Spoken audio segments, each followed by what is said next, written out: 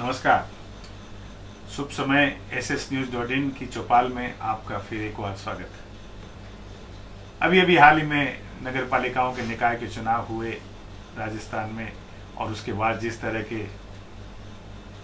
तोड़ फोड़ के माध्यम से कांग्रेस बीजेपी निर्दलीयों ने अपने अपने चेयरमैनों को जिताने का जो काम किया, उसके बारे में हम आपसे चर्चा कर चुके हैं। आपने भी समाचार माध्यमों से पढ़ा होगा।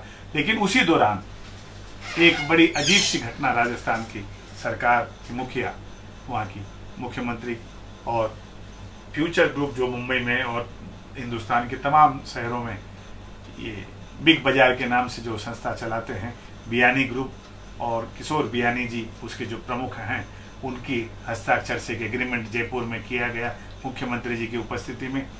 वो ये एग्रीमेंट ये है कि फेयर प्राइस शॉप्स, यानी कि जो हम मुंबई और महाराष्ट्र में रेसलिंग शॉप्स वगैरह जिस तरह से होती है, उसी धरातल पर पूरे राजस्थान में ये जो फेयर प्राइस शॉप्स हैं वो ग्रामीण धरातल तक अब भविष्य में राजस्थान सरकार की एजेंसियां या विभागों के अलावा या उनकी जगह पर फ्यूचर ग्रुप के माध्यम से की जाएगी। और फ्यूचर ग्रुप राजस्थान सरकार के आशय में, उनके आशीर्वाद से, उनके संरक्षण में फेयर प्राइसेस दुकान नहीं चलाएंगे एक एक गांव तक।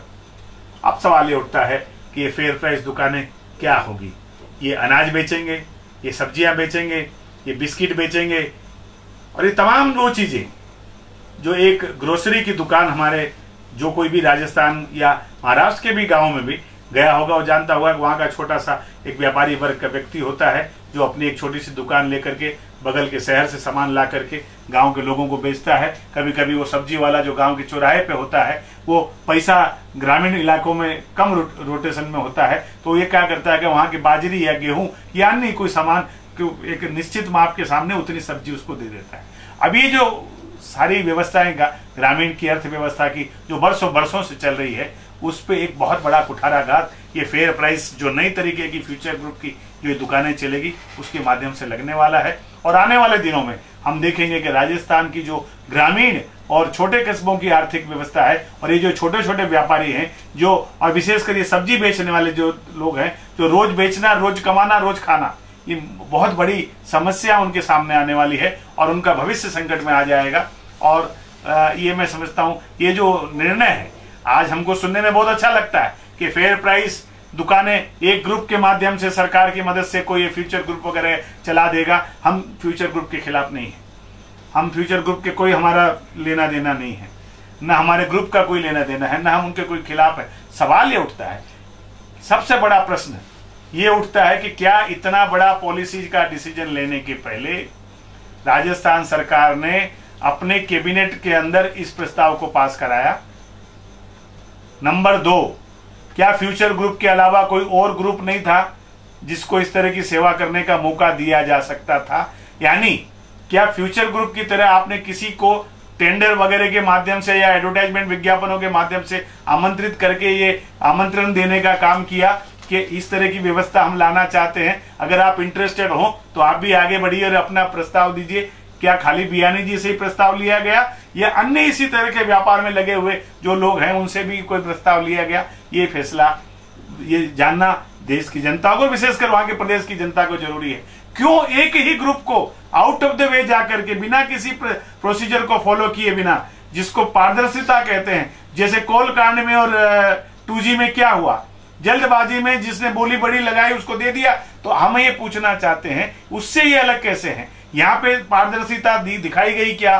क्या विज्ञापन दिए गए थे? क्या किसने किसने अप्लाई किया, किसने किसने इंटेंशन दिया, किसको दिया गया, वो किसको क्यों नहीं दिया गया? और कि एक आदमी फ्यूचर ग्रुप को सेलेक्ट करने की मीटिंग कब हुई, कब ये फैसला हुआ, कैबिनेट ने लिया, किस विभाग ने लिया? इस बारे में अंधकार है, अनभिज्ञ है पूरा देश और प्रदेश। इसलिए वो जानना जरूरी है कि कौन सी प्रक्रिया अपनाई गई ये सब चीज करने में, और ये क्यों किया गया।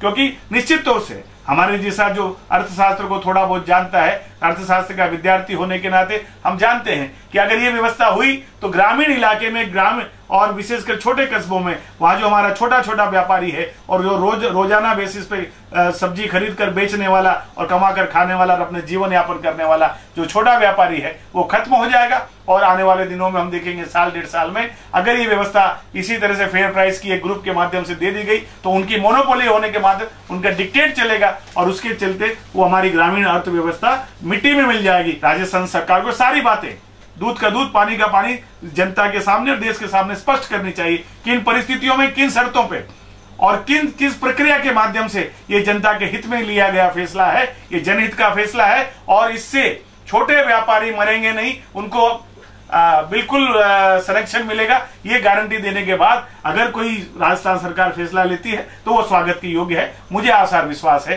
राजस्थान की 6.5-7 करोड़ जनता के हित में वहां की मुख्यमंत्री और वहां का जो प्रशासन, शासन, जिसने भी इस निर्णय को लेने का काम किया है, जनता के सामने सारी बातें विस्तृत रूप में रख करके ये जो एक धुंधलापन बादल, ये जो शक और सुबह का जो वातावरण बना है, उसको क्लियर करने का काम करेंगे। जय हिंद।